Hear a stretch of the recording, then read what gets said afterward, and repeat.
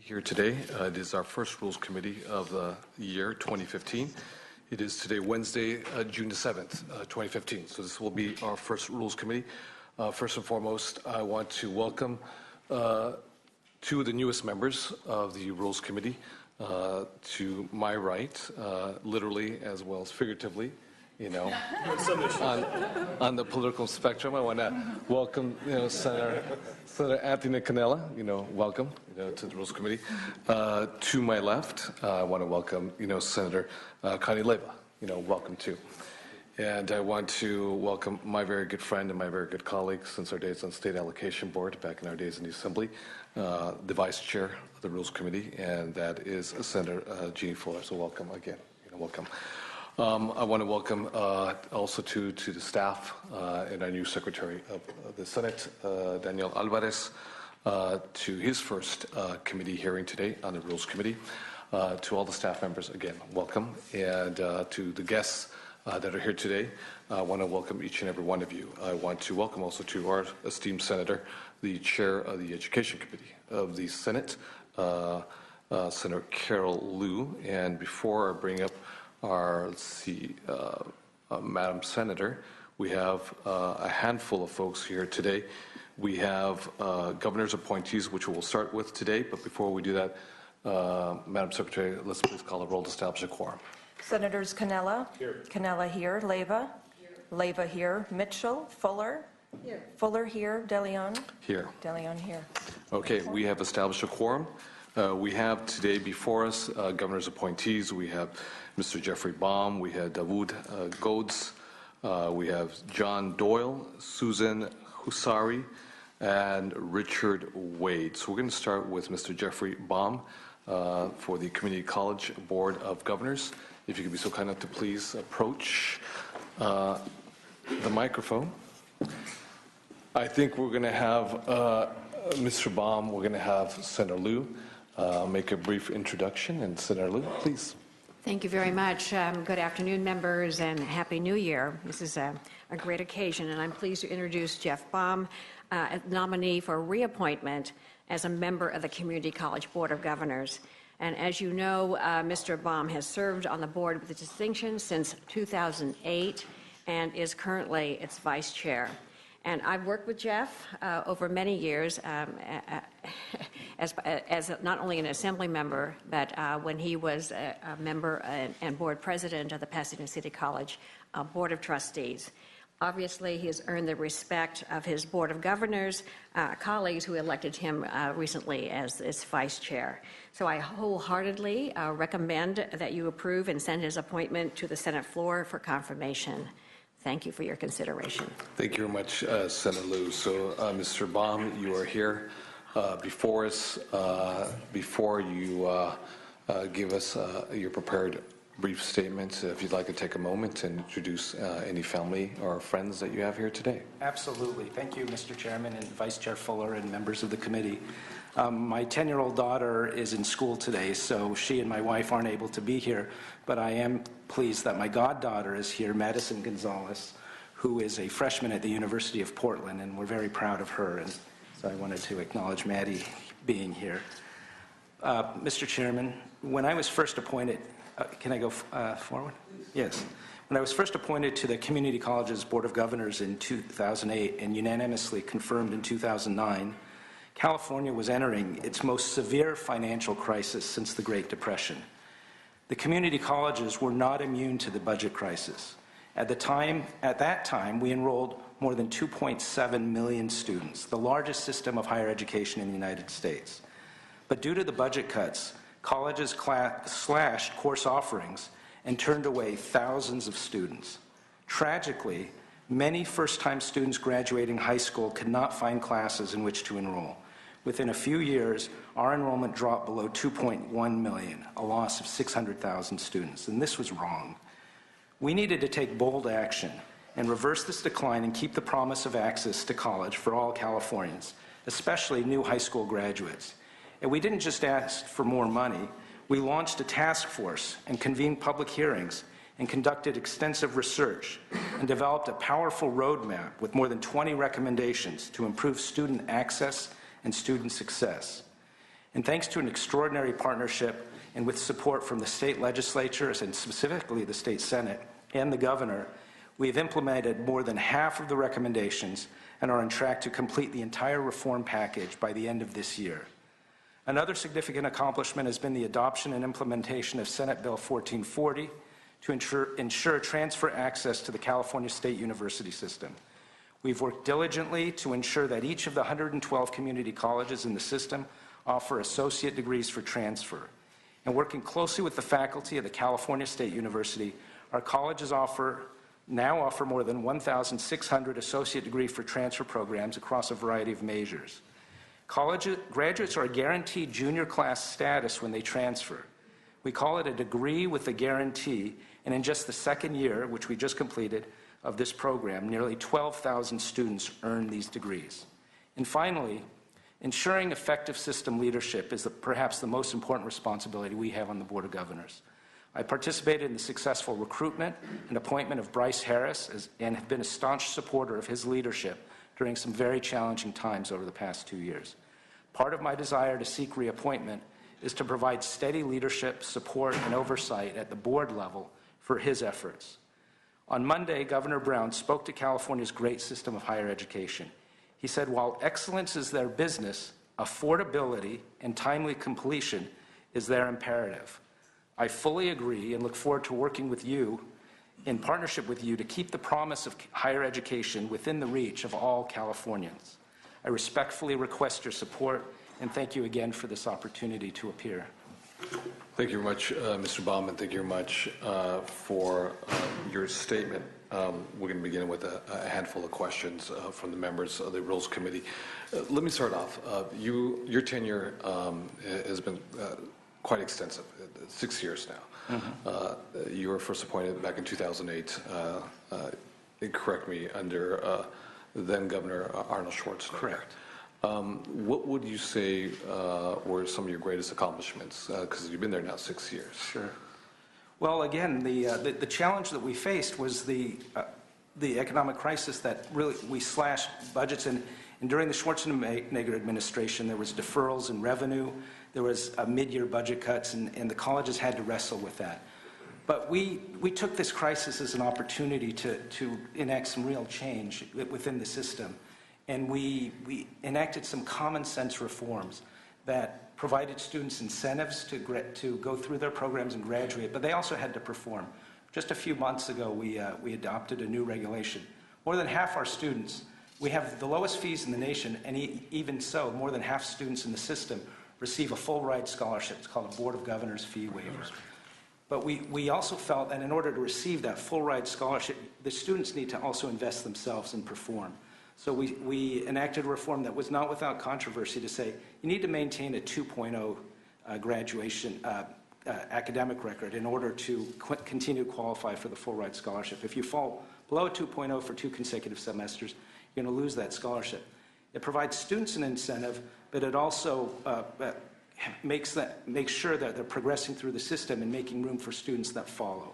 So those types of reforms have been very important to the system to make it more efficient, but also improve create more spots for students who are graduating to go to college. Given that when you came on board back in 2008, we were in the beginning of a downward slope of the worst economic recession since 1929. So without a doubt, collectively, the legislature, along with the executive branch, guided a lot of needed and very critical programs. Obviously, the resources were not there. We're in 2014 right now. What would you qualify as the state of our community college system in California today? Well, it's much brighter. First off, there's increasing cooperation between the 3 segments of higher education in California: the Cal States, the CSUs, the Cal States, the UCs, and the community colleges. There seems to be a much greater commitment to community colleges providing access to education. And the thing that we're going to be taking on this year is a task force on workforce training and programs, because that's the one unfinished piece from that student success task force that I mentioned. there are some key reforms that can be implemented to enhance workforce programs across the state that partner with labor, business, and the academic community in order to make sure Californians have access to the training they need to succeed in their careers. You mentioned the collaboration of the three branches of higher education in California. Obviously, community colleges are K through 12 or K through 14 in this case with Prop 98 dollars, the vast majority of dollars.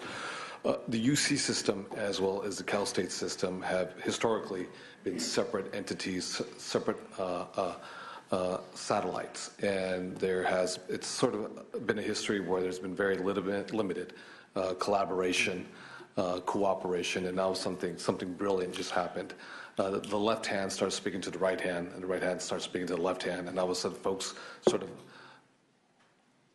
broke down the walls, the barriers, the silos, and started communicating with each other. So enlighten us a little bit, how that came about, why you think it took so long, where we could have the three branches of higher government. Instead of having vertical integration, you had a very balkanized, siloed, this is my territory here, and we're not working in concert with each other. And then I want a few of your thoughts, because obviously not everyone's on the track for a four-year university. Mm-hmm. And that's okay, because I think what we've done is we've created this mindset, this environment that unless you're off to a UC school, a Cal State school, or a private independent college, then you are not a success. Obviously, I think that with the growing economy in California, us being the 8th largest economy in the world, we just surpassed Russia as well as Italy. We're on the heels of surpassing Brazil. I think the community college system is going to be very critical for the future growth of the state of California, for the vast majority of young people who will not be attending a four-year university. So give us a few thoughts, obviously, on the UC Cal State integration in terms of communication with the community colleges, then separate from that, from the four-year degree Absolutely. concept, the backbone of economic growth and the role that you envision the community colleges playing. Okay, I'll address the first one. First, candidly, what provided a framework to make this happen was political leadership. And a lot of that leadership came from the California State Senate. For example, Senator Padilla's bill, Senate Bill 1440, mandated that the community colleges and the Cal State system need to align their programs together. And so for whatever resistance might have been there in the past, the legislature provided powerful incentive to both systems to align their curriculum so that a student graduating with a degree in psychology from Pasadena City College, where I served on the board, can then enroll and have their choice in a spot at a Cal State system automatically with junior status and not have to go shopping for the right type of match for their articulation for their programs. The second thing that played into that was a huge development was the appointment of the new leaders of each of the three segments. It's unprecedented. When our Chancellor Bryce Harris came on the scene just over 2 years ago, and then Tim White became head of the Cal State system, and Janet Napolitano, they all took it with the encouragement of their boards as an opportunity to find ways to partner and interact. So part of it was political leadership from the legislature, but it's also the personal leadership and commitment exhibited by the leaders of the system that began from day one working together to find ways to align the systems to the benefit of the students. I agree 100% with what you're saying. My professional career has been with four-year institutions and research universities. I work at USC. But a USC degree, while fabulous, is not the answer for every student graduating from high school in California. There are tremendous opportunities in the workforce area that may not even need 2 years of education, might just need a year of specialized training that the community colleges are very well positioned to provide.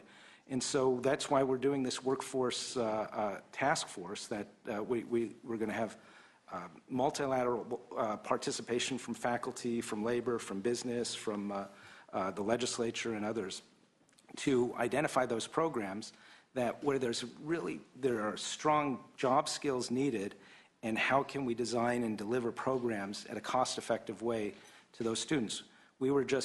Our board goes into the field once a year. We were just at De Anza College in San Jose, and we were meeting with the automotive technology division. They're taking the students who might have had opportunities for minimum wage jobs, and within a year or so, transforming them into students that are going to earn, and there's more jobs than they can fill, students working with local dealerships and other manufacturers, into positions that are going to pay $20, $30, $40 an hour. And they can't keep up with the demand. So I'd like to see more of those programs and working with the legislature, finding ways to make it possible for students to have access to programs like that. I think it's going to be very critical. Obviously, it's going to add to our continued economic growth, and I think that the community colleges and the vision that is laid out, especially for the kids who will not be attending a four-year university, they're going to be critical to the continued economic growth of California. I want to thank you for your comments. I want to open it up for my colleagues here, if, Mr. Cannella, or at the moment.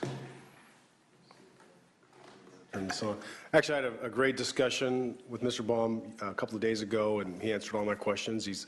Seems like he's very motivated, and he's a good choice to be reappointed, so I have no other questions. Thank you very much. Ms. Leyva or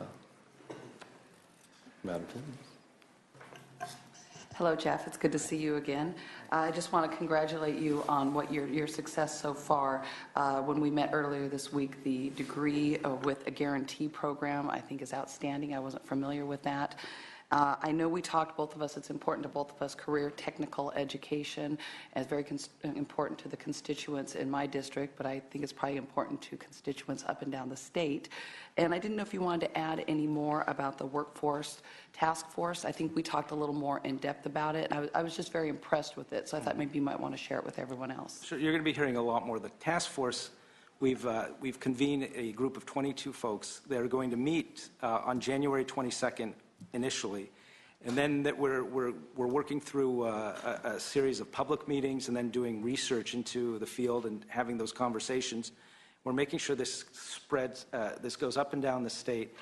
And then the task force will meet over the next 6 months, and we hope by the end of the summer there is a package of reforms. Some of them will address the cost of career technical education in order to find new ways to fund the programs that require expensive equipment or other expensive types of technology. Oftentimes in allied health professions, recruiting faculty in those fields is difficult because the faculty can make much more in the private sector than they can as a teacher in the community college system. So is there a professional development, a recruitment program that we can make sure we have enough teachers in the pipeline for those? And then are there other issues with respect to flexibility in the course offerings?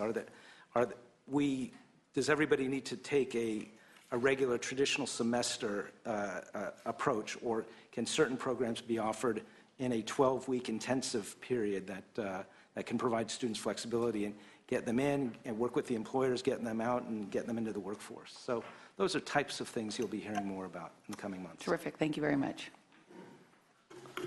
Thank you, Ms. Leyva. Ms. Fuller.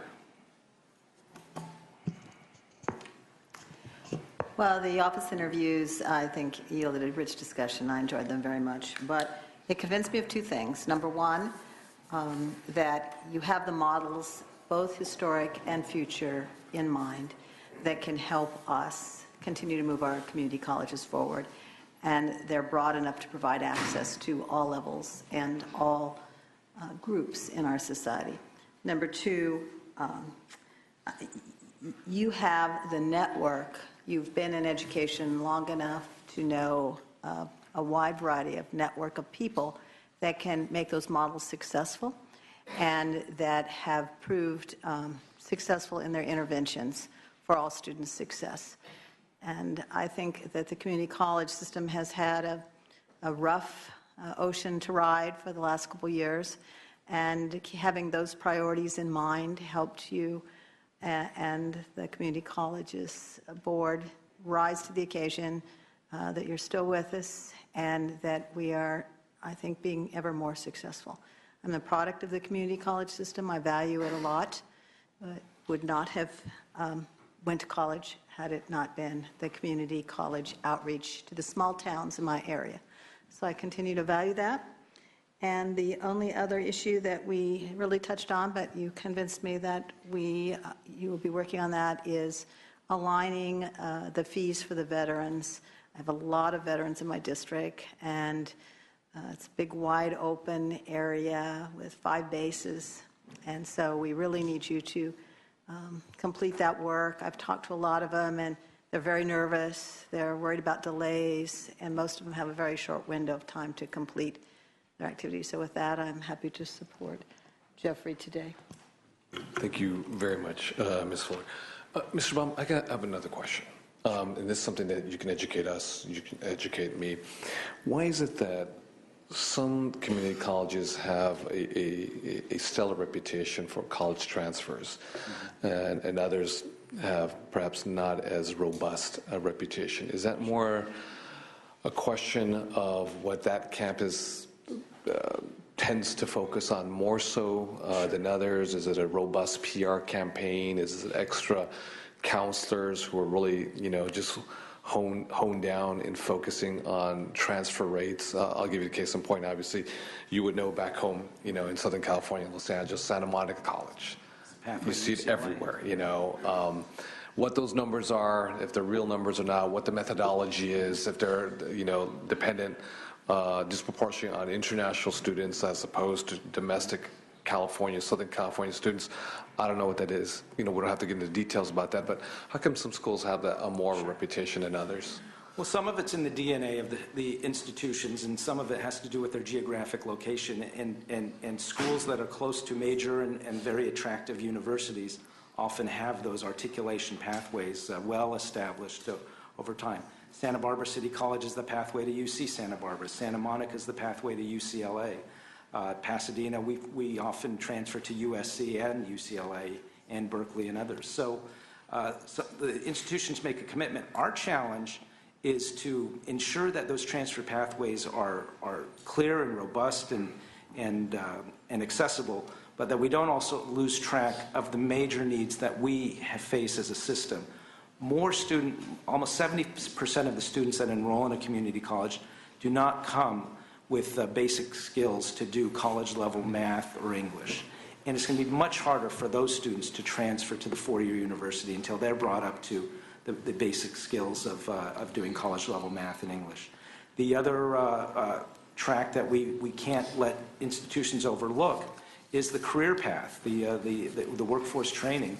And so we've got to figure out how best to align all of along those 3 missions and make sure that while we're still committed to transfer, we're also paying close attention to basic skills and workforce training too.